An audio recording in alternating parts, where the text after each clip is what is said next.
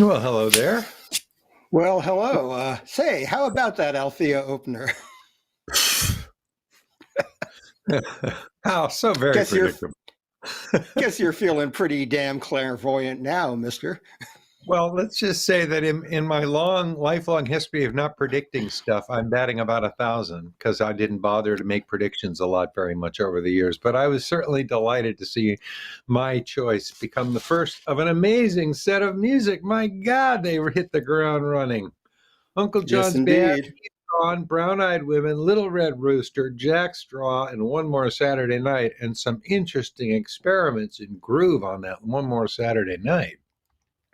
Yeah, they've been experimenting with that groove since I think 2017. John told me this story that they were going out for the encore, and Bob turned to Bill, I think, and said two words: "Swing it." And after playing One More Saturday Night, essentially the same way for, how many years since 1971, they swung it and it gave it more of a kind of a, I don't know, Lee Dorsey on steroids kind of feel. And it just, I love the way they do it. And sometimes they go back to the older arrangement. Sometimes they mix the two up. And like is the story of this band, always experimenting with the form.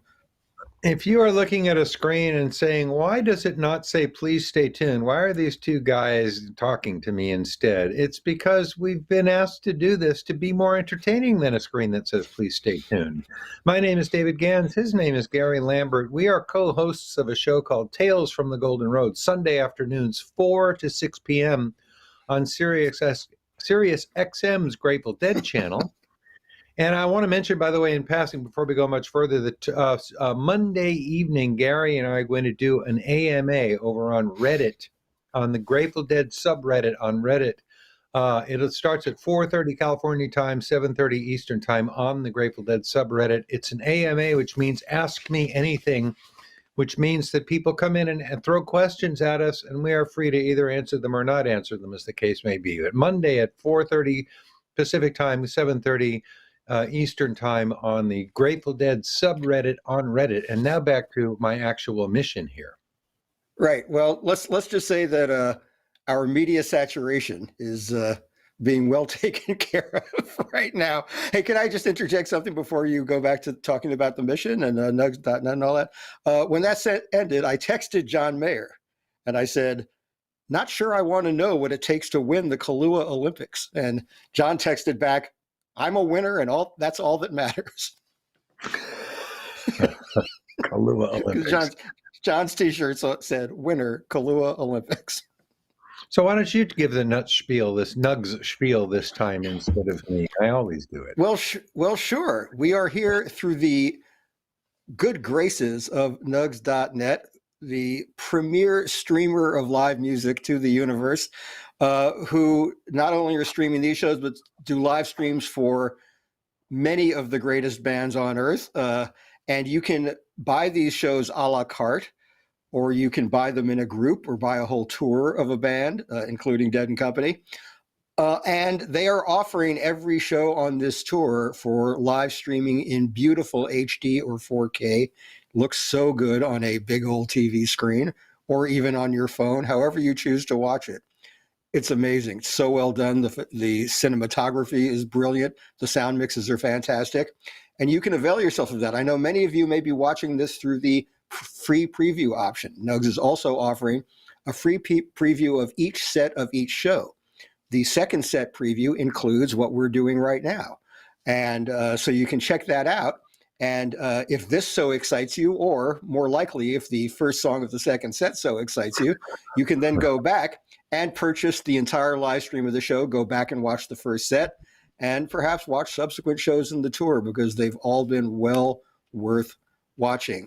And Nugs.net also sells subscriptions through which you can get audio streaming of an immense library of music. They have been presenting live recordings of bands for a long time now. I don't know the exact date they started this, but it's 20 years.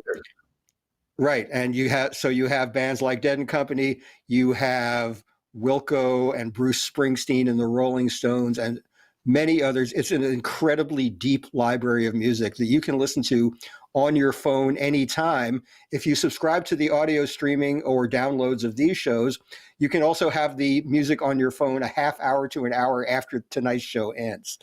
It's a miracle of the modern age, and I love availing myself of it, and you might want to try it too. So thank you to Nugs.net. I want to thank Nugs.net for giving us this gig, Brad Serling, the head man, and we have to thank Jacob Lima, who's been running the show from these venues under trying logistical and technical conditions sometimes, under trying weather conditions. He's always gotten to the venue, gotten set up, gotten this thing going at halftime. Doing a fantastic job. So, Jacob, we can't thank you enough, Nugs.net, and Dead & Company Management for thinking this was a good idea. Yeah, so, indeed. Thanks to all. End of spiel. We're having a great time doing it. And now let's bring our guest in. We are really, really happy to have with us this evening Trixie Garcia. Hello. Hey. Hey, guys. It's great to be here. Great to have you. Yeah, it's great to have you. You're at home in Northern California?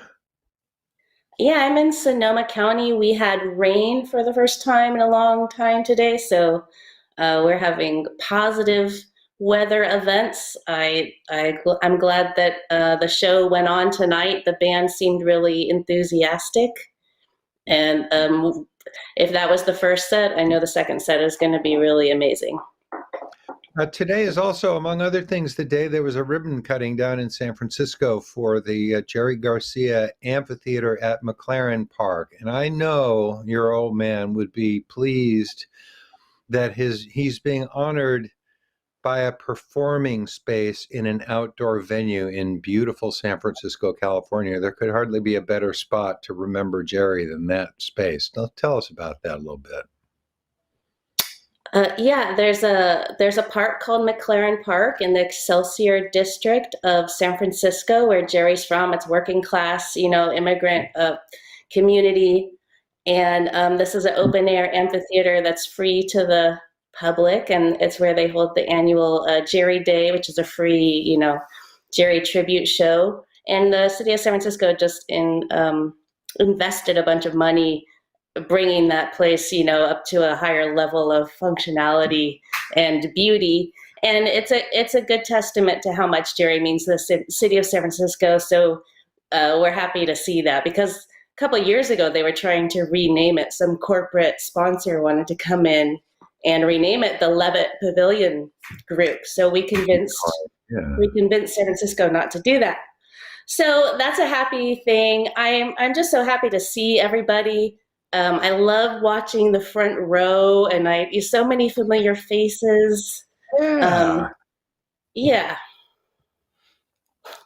It really is inspiring that Jerry's music is still moving people in this way, that people are inspired to play his music in so many different ways, that the music is still evolving, it's still mutating, it's still expressing itself in new ways.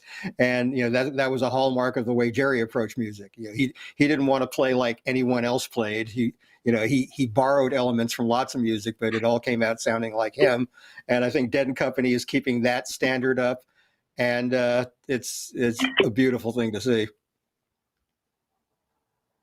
I really like to hear those moments, with a touch of reggae comes in. It's always evolving. There's kind of the improv element needs to stay there, and all these guys are great. I'm really enjoying the energy. Yeah, they're fantastic players, just fantastic players. I would like to talk with you a little bit about Garcia Handpicked. I recently made my way down to a dispensary in downtown Oakland and I walked in and I said, I want to try Garcia Handpicked. Give me the dankest indica you've got. And they sent me out of there with a jar of something called peanut butter souffle. And I have to tell you, I'm playing a live show every day from my studio here where I'm sitting right now.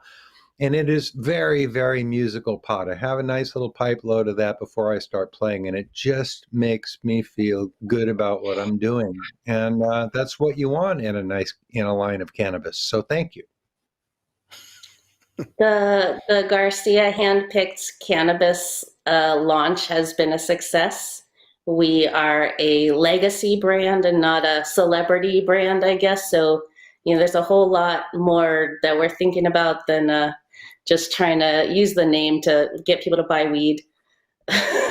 It's we're in 3 states. We're in Massachusetts, Maryland, and California. And in California, we're able to feature some sun-grown cannabis, which is really cool. And we've partnered with a lot of smaller farms, or the boutique cannabis scene is going on. So it's a great community to be a part of. It's a natural fit.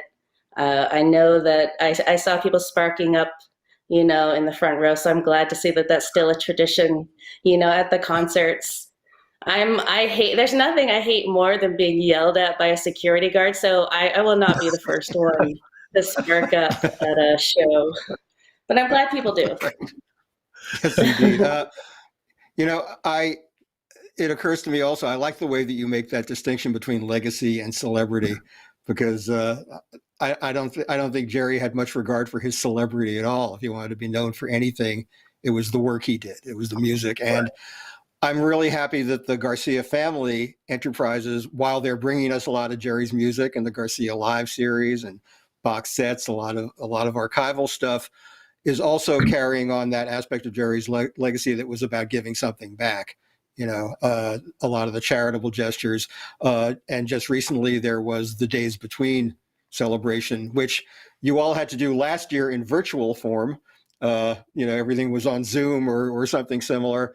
But this year you were actually able to get some live music out there and celebrate Jerry really in his natural habitat, of people playing his music live for other people. I think that there was no hesitation for people to get out and start playing and rebuilding, their communities, reassuring each other that they're still there and, still, although separated, on the same vibe still. And we always try and have a charitable component. I definitely support Rex Foundation. They're a great organization. I'm so glad that Dead & Company has decided to partner with them ongoing. It's reinforcing our community in a lot of ways. And a lot of grassroots organizations are going to get some money to do some really influential stuff, impactful. Yes. It's been an honor to be part of that. It's an honor to be here talking to you guys and all these people. It's just a crazy world. What a great catalog of music. What a beautiful fan base. I'm just blown away to see every time. Just the greatest. So well, I have to volunteer from our side that you have done just a splendid job of representing the family in the world, showing up at events and baseball games and gallery openings and stuff. You present yourself and the family and everything else really, really beautifully. And we appreciate it. And showing up for people like us on these things is really appreciated as well. Yes, it's kind of fun. I'm like, can I put on like a GoPro camera and go walk it around get my own stream and like wander around and check out the dancing and stuff, I love the community. I try not to think too much about, I should be a musician and whatever, be up there. No, I can just be me. I feel the same connection that all of you feel to this music. And all I want to do is share it with the world. So thank you guys. That was what Jerry advised us all to do, to be ourselves, to, so you're doing it. Yes, I am. I think you guys have a great gig hanging out and chatting during the shows. Yeah, I've been going back and forth through my longing to be at the show, especially when I see friends of mine on the rail and all that, and having this great gig. And no matter where I am, I've been glued to this couch a lot over the past year and a half. I'm still getting that pleasure out of the music, and it's kind of nice to do it in a different form than I've done it for more than 50 years. So it's a nice it gives an alternative perspective. You know, you reconsider your engagement with the music and the scene. And I know I'll be back out there live soon enough, but for now, I ain't complaining. It's also just amazing to be able to watch the hands on the instruments and watch the faces of the singers and stuff. I mean, it's always been great to be in the room where it happens, but it's also really nice to be on the couch watching it happen from an even better perspective. And It's so true. the Mickey Hart beam cam stuff in drums is always fun, especially when it gets all kind of psychedelic and posterized and stuff, and you see like this deeply etched Mickey Hart, you know, like the side of Mount Rushmore or something, while he's bowing his beam. Fabulous. It's wonderful to watch. The Mickey cam. He is like a rocky structure to his face. It's jagged mountain tops. I really loved the exchange that Mayer and Chimenti were having during the last song. Was pretty cool. I look for all those things, and they seem to be having a good time. And that little thing of like, you know, I'm proud of that lick. You know, oh, did you? You know, the little musician moment where you know you're really proud of what you're sharing with somebody. It's neat. There's so many nuances to the whole scene. It's a cool thing. I'm happy to be a part of it. Yeah, I also have been watching the pleasure they get out of each other. You know, there were a couple of moments like John played like a little something or gave a little rhythmic accent, and you could see Billy right behind him, and just like Billy, who's usually pretty, you know, he's pretty poker faced much of the time behind the drums. So if you earn a smile from Billy, you know you're doing your job right, you know. And you get the eye contact between Jeff and John, which has been much commented on. But you know, I can watch Jeff sort of shift his focus, and I say, oh, I think now he's digging on Billy. You know, it's like, and they're locked into something together. So it is an incredibly intimate way of experiencing this music. Couch tour forever. You know, I also want to I'll plug nugs.net again, because yeah, they've been awesome, and bringing kind of an analog scene into the 21st century, you know, where it's making it easy for everyone to get online and enjoy this from the comfort of their home and still feel very involved. And it all started in the late 90s when Brad Serling wanted to find a way to share his collection of MP3s. It's another case of a deadhead getting creative and changing the world. Yeah. Really. Well put. I really like, Brad's a great guy. It's hard to believe that he's been doing this for 20 years. You know, it shows though, because, you know, he's like the top of his game there. And as far as industry and technology goes, like I could also plug the NFT thing that we did with Yellow Heart. We put some of Jerry's old computer art as NFTs. Not a big deal, but a portion of that is going to the to 3 different charities: the Wilderness Fund. Well, yeah, maybe it's Wilderness Society. I'm sorry, Rex Foundation. And the First and Last Out crew. Well, you brought it up, Trixie. Can you explain NFTs to us? Well, an NFT is a blockchain technology. It's basically what makes the most sense to me is being someone that used to play video games. You have a digital ownership over stuff in the online world.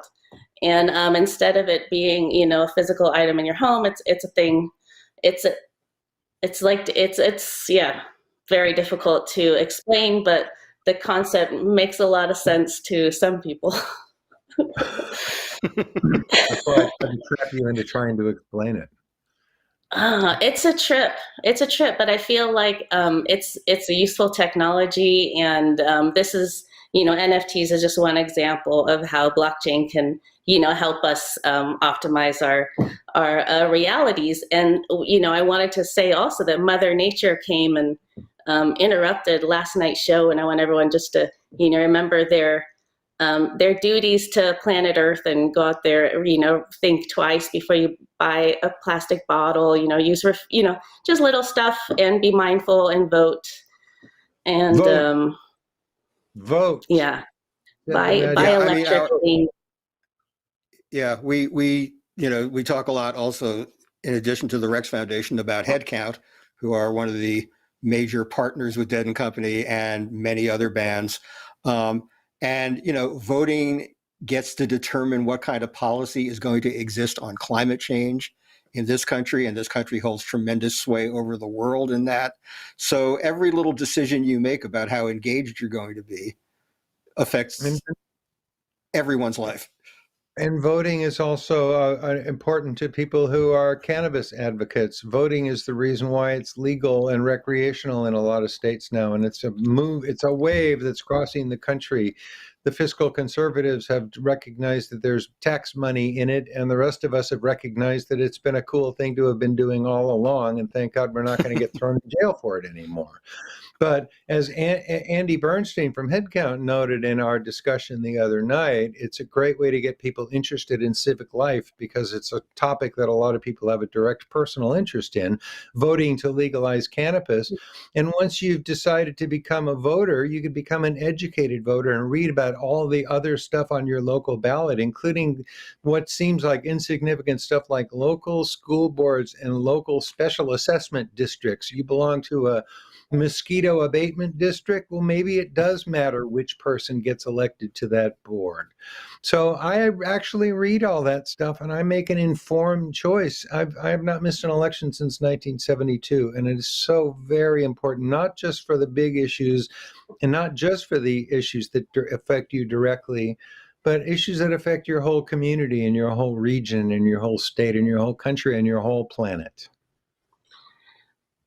David Gans and I are both in the district with Barbara Lee, the sole dissenter to the war in Afghanistan. So, yeah, it can be very empowering. Politics can be very empowering. Barbara Lee's a great point of pride for all of us.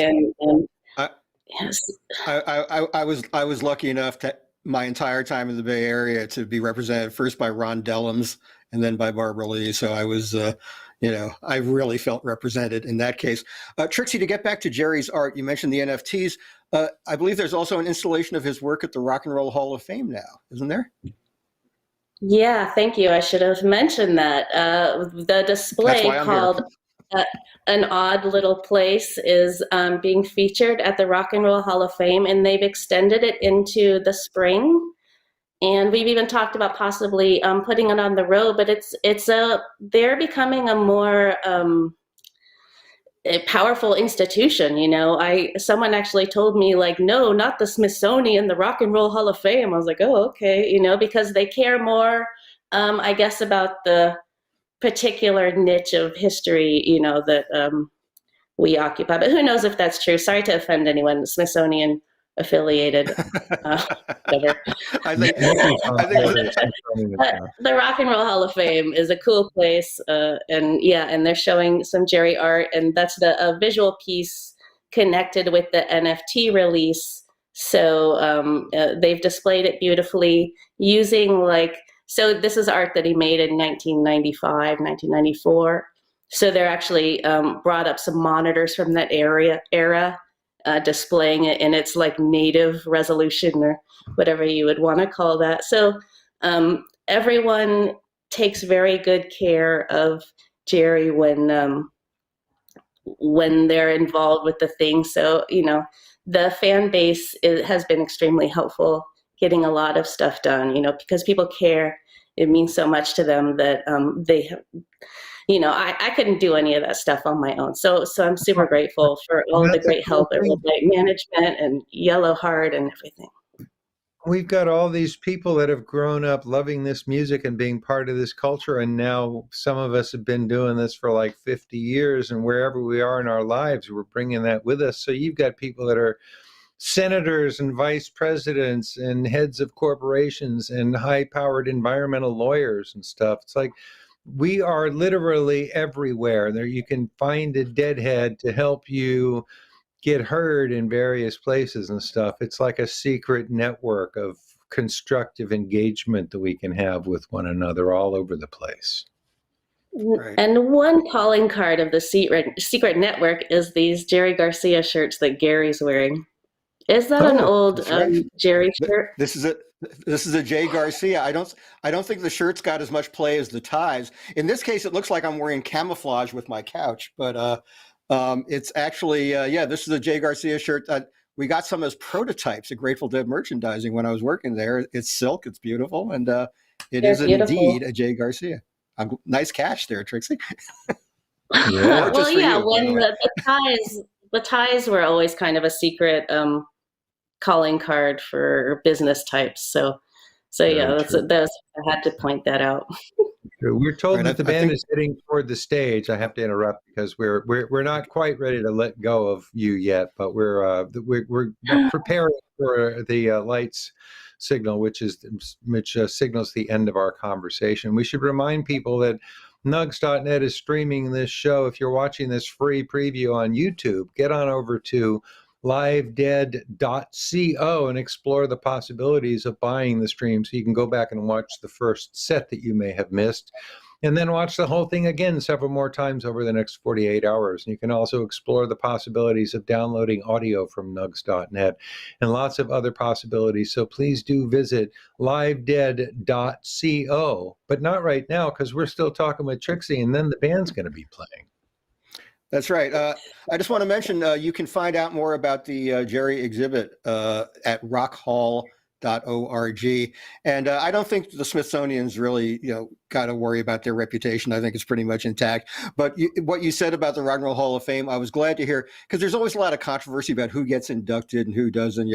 How dare they put Billy Joel in when my favorite little blues band from isn't in yet? Yeah, there's always controversy, and there's always talk of it being too corporate. Actually, the Rock and Roll Hall of Fame is really a great museum, beautifully curated, beautifully designed, full of fascinating stuff. And it is also an important educational institution. They're about getting rock and roll into the curriculum of schools, the history of our music. So, I like to see someone give a tip of the hat to them because, they do take a bit of a beating some of the time. There is a lot of lessons to be learned from the history of the music industry. A lot of people got taken advantage of. Yes. But I doubt they'll teach that part. I think they do. I think they probably do. And also, they do tout a lot of very underrepresented early rock artists who are the people who didn't get paid, are the people whose music turned into hits for white artists, and all that. So the history does teach you about all the negative aspects of it as well. But anyway, we could go on that tangent for a while, but we don't have to because we have a lot of cool stuff to talk about. Trixie, are there any things on the near horizon? Maybe you can't divulge state secrets, but new releases coming from Jerry Garcia? Oh, geez. We have been working closely with the Grisman family to put out some stuff because there was kind of a stop, there. So with a little bit of, we're working with them to put out some stuff collaboratively where before typically the Grisman has their own acoustic site. It's escaping me right now. Acoustic Oasis is their Acoustic Oasis, sorry. And fabulous people, fabulous site, but we hadn't had the chance to let my, crazed marketing people at Red Light Management and stuff do something. So hopefully it'll be something nice. I've also been working with the Owsley Stanley Foundation. There's a thing where Jerry makes an appearance with the Chieftains coming out, and hopefully that's not a secret, but it's good publicity either way. There's just so much great music. How do we prioritize what people want to hear? There's so much great stuff. So I let the experts pick the shows and try not to get too involved. There's thousands. Well, Right. it's Yes. nice to there's a steady stream of stuff coming out from Grateful Dead and from the Garcia family, and you don't have to, like, I don't know, this has to come out and that has to come out. As long as things are coming and we all get something new every couple of months, it's good to keep the stream of releases. The Yeah. deep You know, archival dive. yeah, I find that things come out that will surprise me. You know, like it'll be from like a period of the Jerry band that, you know, I hadn't really seen Jerry that often in a given period, or I hadn't heard anything from that period in a while. And I'll say, oh, I really like, you know, them in this year, this, you know, this moment. You know, there were certain bands that he was in that were short lived, like Legion of Mary and Reconstruction, that I would love to hear stuff from, because, you know, they were these little gems that, you know, that were underappreciated at the time. So I love the potential of any of this stuff seeing the light of day and new people discovering them. We're working hard on reconstructions for sure. You know, there's politics and always, you know, reasons. But yeah, that's one that's very high. Everyone wants that. Oh, great. And so we're working, you know, we have a small army of people chipping away at these things.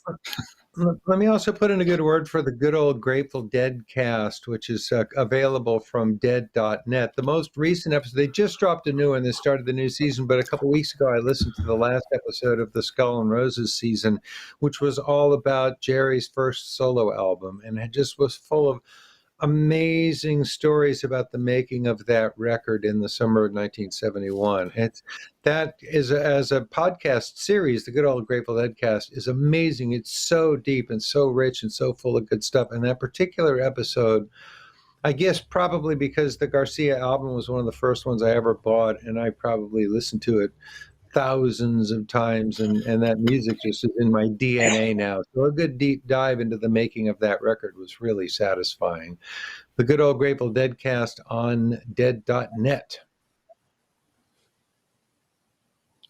I haven't heard that podcast, but I know, yeah, that album was pretty near perfection, and I know he worked very hard on that, and there's got to be great. I mean, so many great stories. Just what a scene! People were reinventing everything. You know, just drug-fueled genius. Not necessarily, not, you know, just that, but, you know, people were pushing the limits with all kinds of stuff, and yeah, some of those bands, some of those musicians are just excellent, and it's great to be able to feature them on these recordings and play those songs once again. It is showtime. We are back. The band is back. Trixie, thank you so much. Enjoy. Thank you.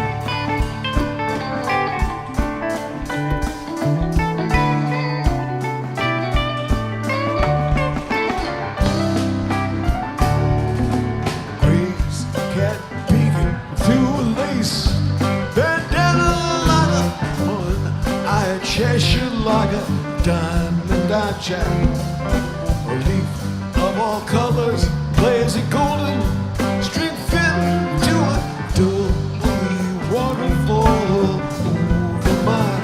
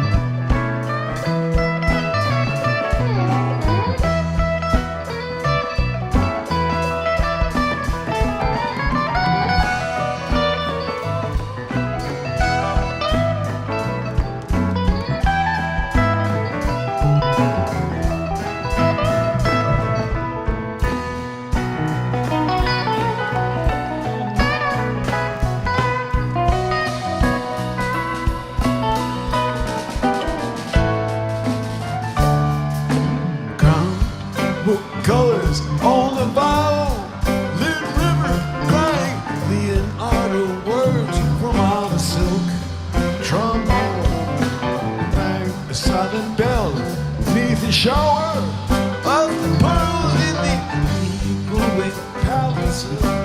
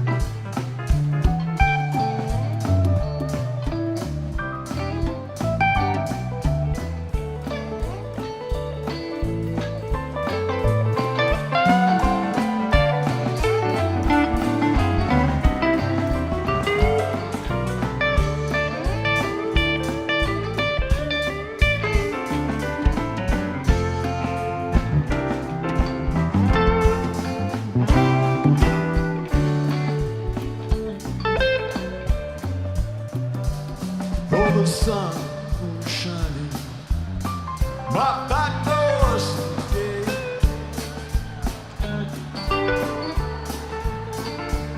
Though the sun gonna shine in my back door someday.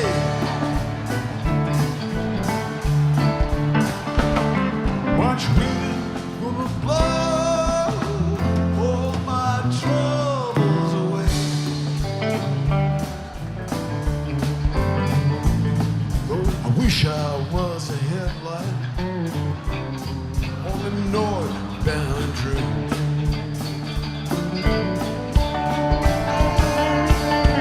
Wish I was a headlight on the northbound train.